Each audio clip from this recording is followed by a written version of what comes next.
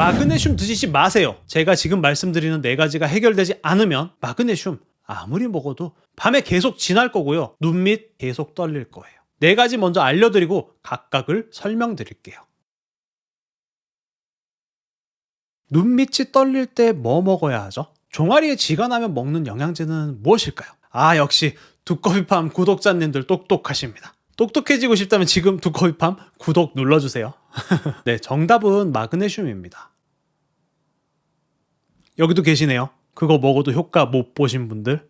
우리 몸은요, 수학 공식처럼 이럴 땐 이거, 저럴 땐 저거 이렇게 적용이 되지 않죠. 근육 경련, 아까 말씀드린 눈 떨림이나 종아리 쥐날 때 아무리 좋다는 마그네슘을 먹어봐도 전혀 효과를 못 보는 사람들이 있습니다. 그래서 두꺼비팜이 그 이유 4가지를 알려드리려고 합니다. 이거 알면 정말 똑똑해지겠죠. 빨리 구독 눌러주세요.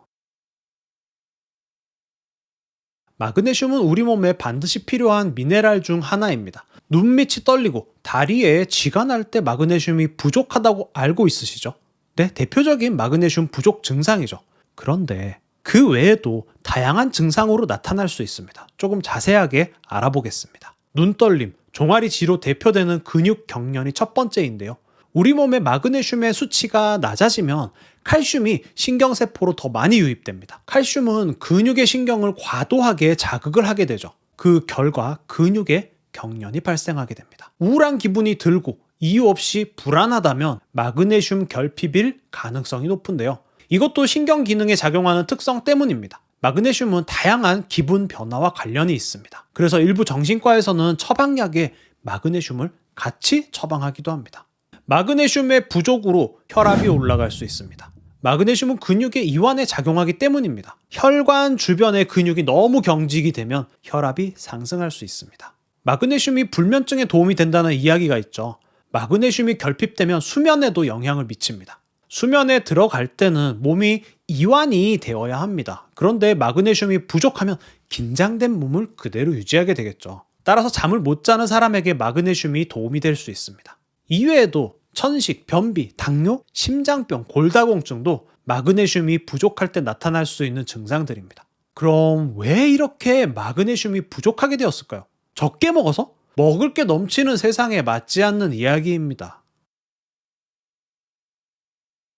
방금 적게 먹어서는 원인이 될 수 없다는 이야기를 했지만 적게 먹어서가 원인이 될 수 있는 특수한 2가지 경우가 있어요. 하나는 다이어트 때문에 정말로 적게 먹는 경우가 있고요.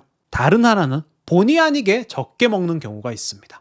우리가 먹는 야채나 과일이 예전에 비해 영양소의 함유량이 현저하게 떨어진 거 알고 계신가요?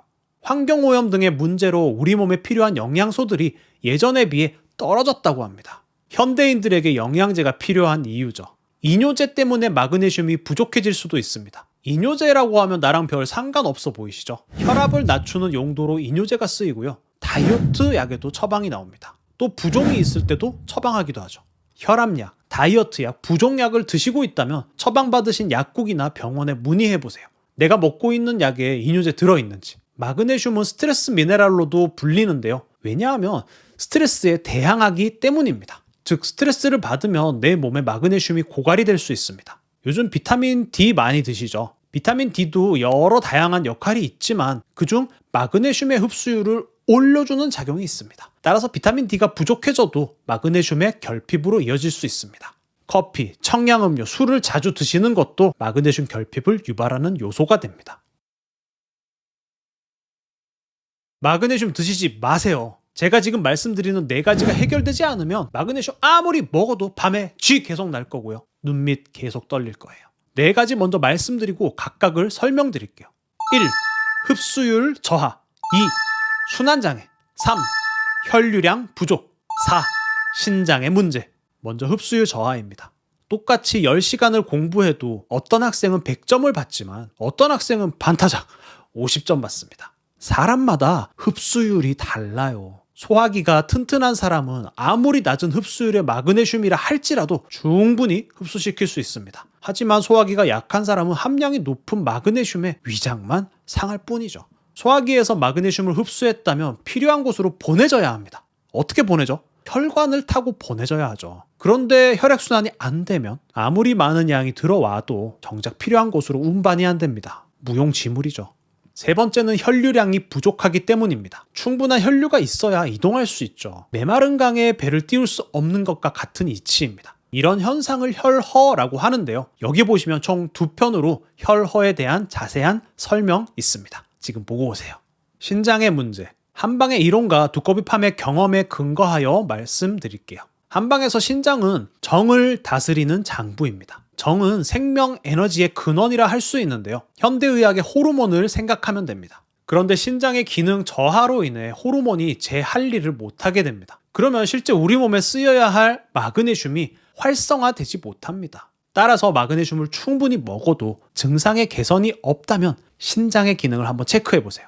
밤에 소변을 자주 보는지, 허리 통증이 있는지, 무릎이 아픈지, 다리에 힘이 빠지는지, 이명이 있는지 등등등 꼭 체크를 해보세요.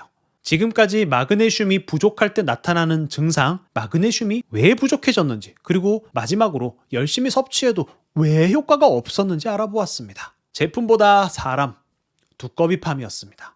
좋아요와 구독 눌러주시면 무병장수합니다. 감사합니다.